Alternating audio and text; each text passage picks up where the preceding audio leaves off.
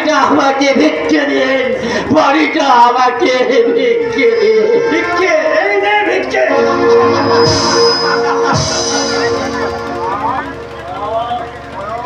নয়ন, নয়ন, দে বাবা, বড় বড় পিপাসা। বাড়ি থেকে বেরিয়ে গেছে।